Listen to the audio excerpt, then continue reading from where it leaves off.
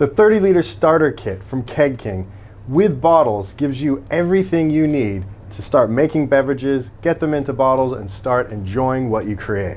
So if you're new to the hobby and you're looking for a kit that gives you a lot of control, a lot of equipment, and you can get right into the beverage that you want, this is that kit. I'm going to show you how it's a little bit better than other kits, how it's a little bit easier to operate, and you'll get your head around some of this stuff, because if you're new to this, I want you to enjoy what you're doing. Hi, I'm Daniel with Keg King, and this is the 30-liter starter kit from Keg King with bottles.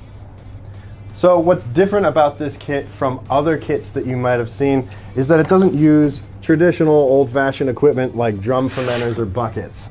It uses instead PET fermenters, which are lighter, they're stronger, more durable. You can use them as pressure fermenters, but for this kit, you can just use it with an airlock.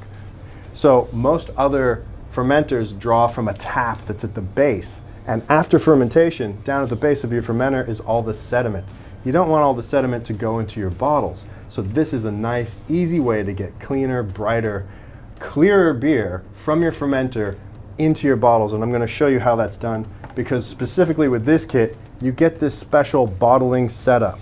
You're also going to get a spoon for mixing. You're going to get some sanitizer, foaming or non-foaming, whichever is available when this kit is on order. The ABC powder, which is our cleaning powder for cleaning up your fermenters after fermentation. And of course, you're going to get 12 liters of bottles. So normal fermentation, a batch is about 23 to 24 liters. You might need to pick up a second box of bottles if you so wish. And if you wanted to use glass bottles as well, you'll just need to get some crown caps for sealing them. You might need some extra equipment to have on hand, which I'm sure you do have on hand in your own homes. A bucket where you can pre-mix a bunch of sanitizer and fill bottles with it and actually move your equipment in after you've been using it. You might want a jug. You might also want to have on, this is very important, sponge and paper towels, because every brew day, every bottling day, there's going to be little spills. Great to be able to take care of them right away so they don't become too big a mess. Some latex gloves, a good idea, just because you can keep things a little bit easier and sanitary by having those on when you're bottling. And of course, a spray bottle. So when you mix up your sanitizer, it's really great to put a little bit aside so that you can hit surfaces and keep things nice and tidy as you move through your processes. So this beverage that we created, if you're interested in knowing a little bit more about how to create beers really fast, check out our video on fresh wort kits. It's a really fast way to make excellent beer. It tastes authentic, it is authentic, and you're gonna love the flavors that you can create. So that's what this is in here. We've finished the ferment, and now it's time to move this into bottles. First thing you're gonna need to do is to get the parts that are part of this bottling kit and take them, put them into a bucket of sanitizer or a jug of sanitizer so that we can fill this tube with sanitizer. Also, so that we can get everything nice and spotless. Now I've already put on my gloves, so I'm ready to go. So go ahead, remove the push fitting, sanitize that, drop the disconnect into the sanitizer as well. And of course, the tubing. Now with the tubing, we want this to fill with the sanitizer. So once it's in the bucket, try to get it to actually fill with the sanitizer in full. The important thing when you're making these beverages, ciders, wines, beer, doesn't matter what it is, whenever you finish and you're moving the beverage to another vessel, everything needs to be absolutely sanitary and sanitized. So with your bottles, go ahead and fill a bottle right up to the very neck with some sanitizer. I've already preloaded this one. And of course, if you want to, you can put a bit of the sanitizer inside the caps that you're going to use, because this is the part that is really important, is once you've brought your beverage over to the bottles need to be spotless and sanitary. So while these things are soaking inside this bucket, the tube, the disconnect, the push fitting, and the bottling one, the blue bottler itself, we can go ahead and open up the carbonation drops. Pour out some of the carbonation drops into, in this case, I'm just using a little metal jug. It's 1 per stubby, 2 per long neck. So in other terms, if it's a bottle that's over 500 ml, you'll probably want to use 2 drops. So up to, these are 750 ml bottles, so 2 drops. But if it's a small bottle, like a normal stubby sized bottle, 1 drop.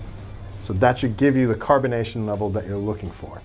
So the next thing we need to do, now that we've got our carbonation drops out and our stuff inside the bottling kit in the bucket, is get this bottling kit put together and put it on top of our fermenter. Let's do that now. Locate the bottling wand itself, and if you can, make sure that it's filled mostly with some liquid sanitizer. Holding your finger over the tubing so that you can hold the liquid into place inside that tubing. And I'm just going to get the last little bubbles out of that. Go ahead and put the tubing into the wand. It's okay if a little bit of that liquid comes out, right? So locate your push fitting and locate your disconnect. Go ahead and put the push fitting onto the disconnect, just like that. It's easy already. See, I knew you could do this.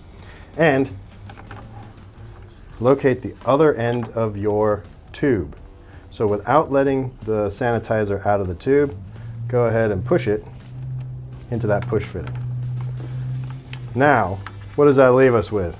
We've got a bottling wand and a tube full of sanitizer and this disconnect. Now the disconnect is going to go onto the top post, the liquid post of your fermenter. So in this case, you'll see your fermenter has 2 posts on top. One of those posts has a nick at the base of it. That's a gas post.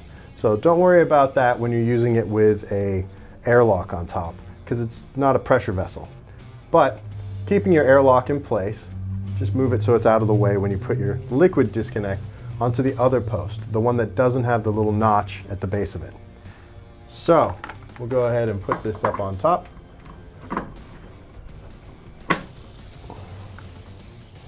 You'll hear some pressure come out of the bottling wand. Now some of you might not be able to lift your fermenters after fermentation. If you want, you can do it at table height. You can sit in a chair and do this and move your bottles to a lower surface if you wanted to or needed to. But in our situation, it's really not that heavy to move. We've put it up a little bit higher. Now what we're going to do is, just by pushing down on the end of that bottling tip, it will start to move the sanitizer out. And you might need to get that a little bit lower than the height of the fermenter. There we go. You're starting to see it kind of move down. You can make it a little bit lower. And you're just going to run the sanitizer out now until you see the beer come through, which is now filling this tube. And that's it. Go ahead and empty out one of your bottles of sanitizer, and you can put that back into this bucket of sanitizer here. Go ahead, add 2 drops to your soon-to-be bottle of carbonated beer. Pop in your bottling wand and go ahead and start filling. So as you can see, it fills from the bottom up without splashing.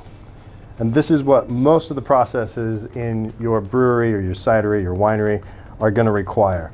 Never over the top and splashing it, always starting by bringing the liquid over and into the bottom of the next vessel. So you can get a better fill speed if it's a little bit lower than the vessel that it's actually pouring from. And as you can see, we've got a floating dip tube in here. So this is what makes this kit ever so much better than any of the other fermentation vessels that draw directly off the base.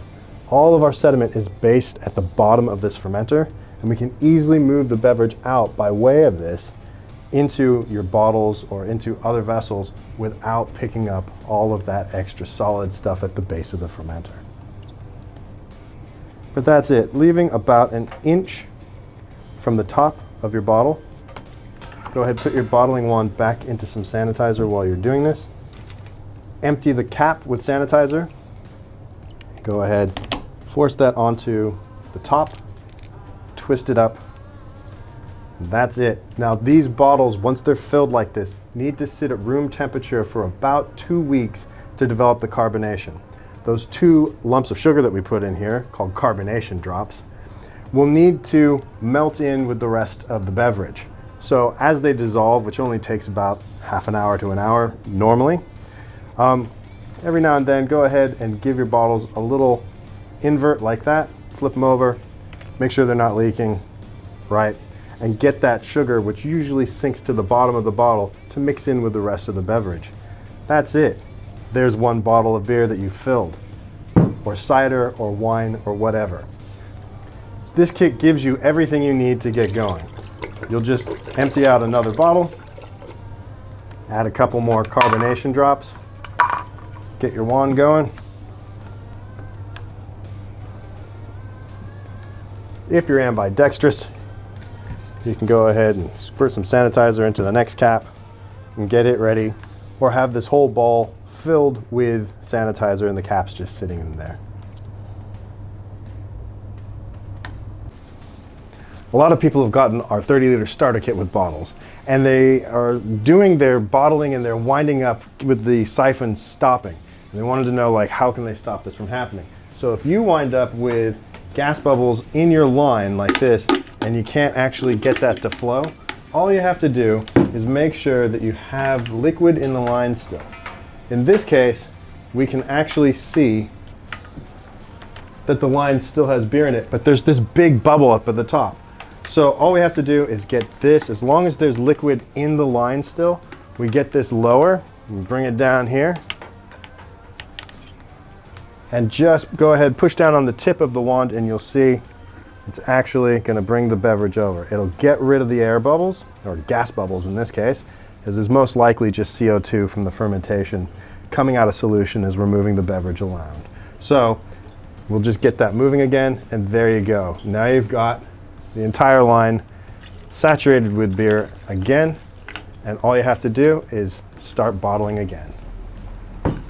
Should your siphon actually come completely empty, you need to refill it with sanitizer, get it hooked up again, and get it started again. So the 30-liter starter kit with bottles from Keg King is going to get you everything that you need to get started. It's a great hobby, and you're going to love the stuff that you make. Whether it's beers, ciders, wines, whatever you like to make, it's a fantastic way to get going. You're going to get the equipment that you need, and you're going to get equipment that you can even upgrade later on into kegs and pressure fermenters, whatever you need. But to start with, keep it simple. Start with bottles, work your way into it, get comfortable with your processes, and you're going to love this hobby. It offers a lot of advantages, including the fact that every time you make a batch of about 23 liters, you're getting more than 2 slabs. But you'll have this equipment for years. It's going to serve you in your brewery and your brewery processes for years. I love it. I hope you do too. So check out the 30-liter starter kit with bottles from Keg King. Thanks for watching.